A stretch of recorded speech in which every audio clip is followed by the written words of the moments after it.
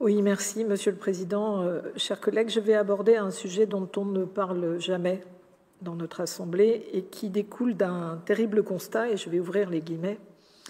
La prostitution et le mal qui l'accompagne, à savoir le proxénétisme et la traite des êtres humains, sont en constante augmentation avec un phénomène inquiétant qui s'amplifie, celui de l'exploitation des mineurs. Invisible pour la plupart d'entre nous, le fléau de l'exploitation sexuelle prend racine sur le territoire breton. Peut-on lire donc dans le rapport de l'activité de l'Amicale du Nid pour 2023 ? Elle est l'une des associations qui connaît le mieux les systèmes prostitutionnels.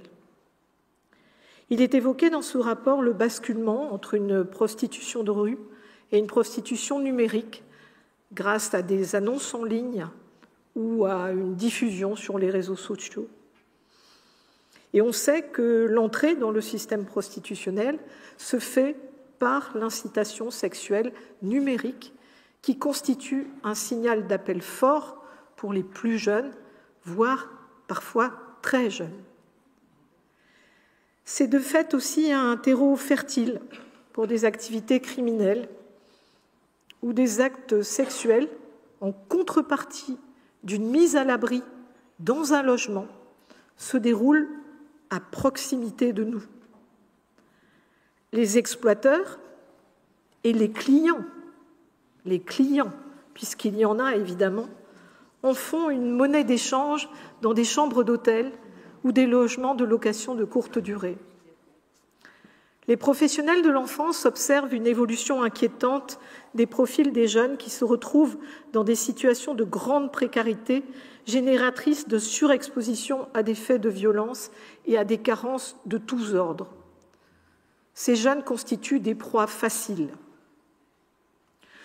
Pourtant, nous sommes toujours nombreux à admettre cela inconcevable. On peut ne pas avoir envie de voir. On peut ne pas avoir envie de croire. Pourtant, le constat est implacable. La prostitution se développe, y compris dans des petites villes et des villages en Bretagne.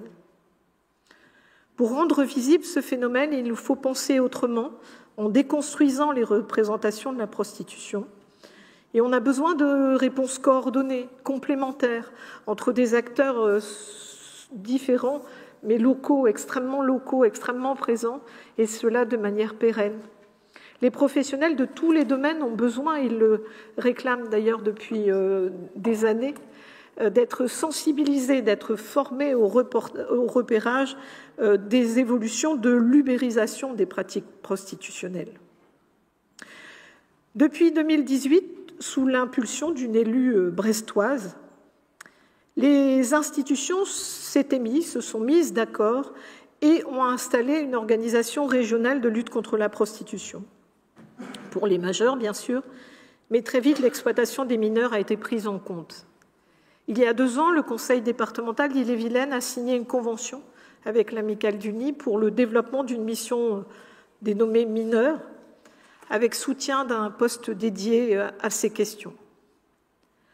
Aujourd'hui, en répondant à un appel à projet de l'État, il y a peu, l'Amicale du Nid a obtenu des moyens pour lutter contre la prostitution des mineurs dans le Finistère, où on dénombre plusieurs dizaines de situations, parce que ça avait été caractérisé et enquêté, notamment début 2021, Monsieur le Président.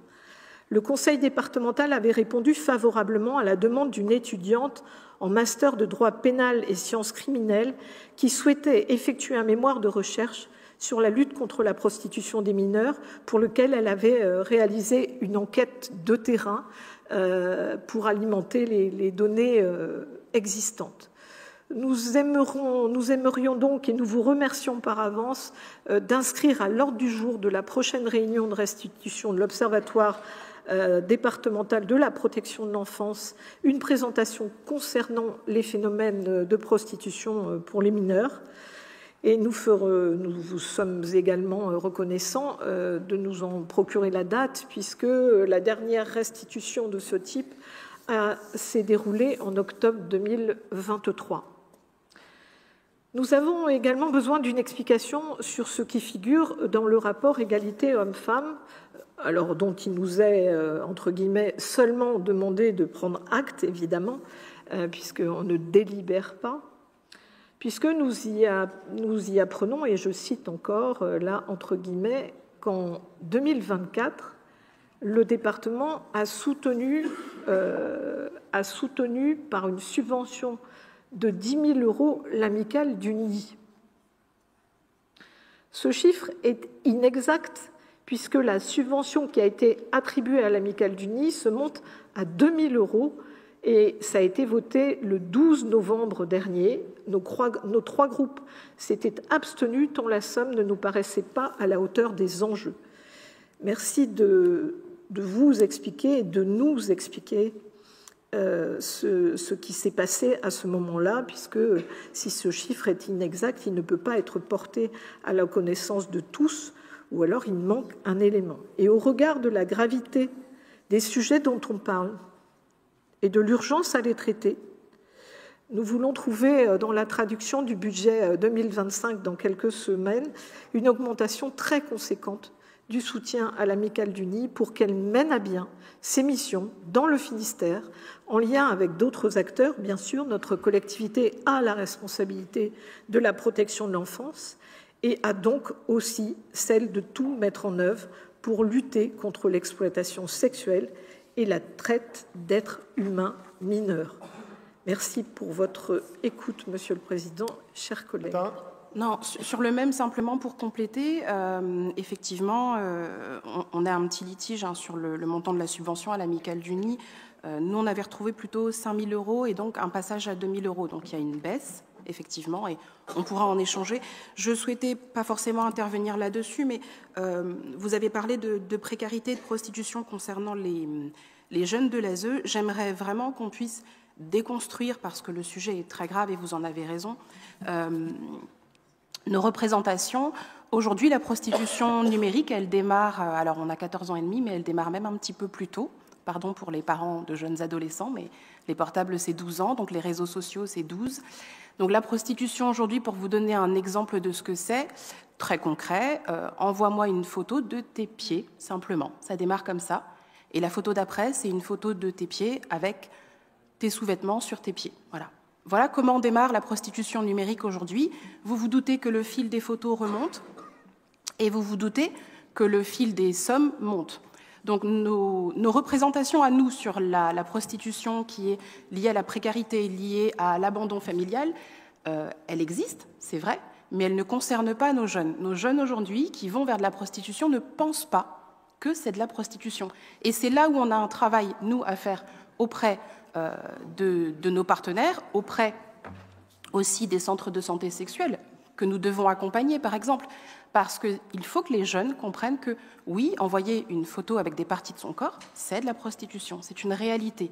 À partir du moment où il est question d'argent et de corps, il faut se poser les questions. Ce n'est pas des choses que nous avions l'habitude de voir.